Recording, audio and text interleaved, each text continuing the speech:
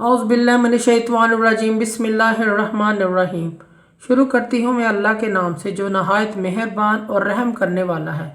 मोअज़्ज़िज़ सामीन कराम, अस्सलामु अलैकुम रहमतुल्लाह व बरकातुहू। उम्मीद है आप खैरियत से होंगे। अल्लाह पाक आपकी तमाम जायज़ हाजात को पूरा करें। अल्लाह पाक आपकी मुश्किलात का हल फरमाएँ, आमीन।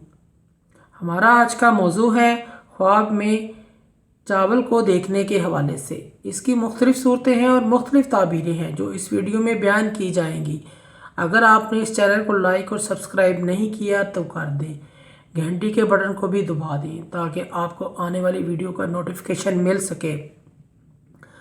ख्वाब में चावल को देखने के हवाले से। ख्वाब में पके हुए चावल देखना खुशी और मुसर्रत हासिल होने के साथ साथ दीन में कामल होने की दलील है।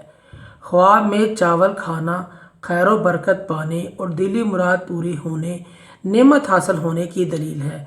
ख्वाब में कच्चे चावल देखना तजारत या कारोबार में तरक्की की दलील है।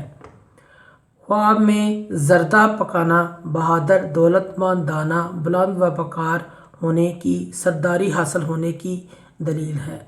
ख्वाब में जर्दा चावल खाना दीन में कामल होने और खुशी हासिल होने की अलामत है।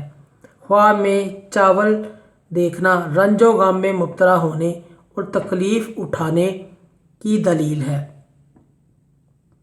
ख्वाब में पुलाव देखना या खाना कोई ना कोई खुशी मिलने की, दीन ईमान में कामल होने की अलामत है। ख्वाब में चावल दही देखना रंजो गम में मुब्तला होने और तकलीफ़ उठाने की दलील है।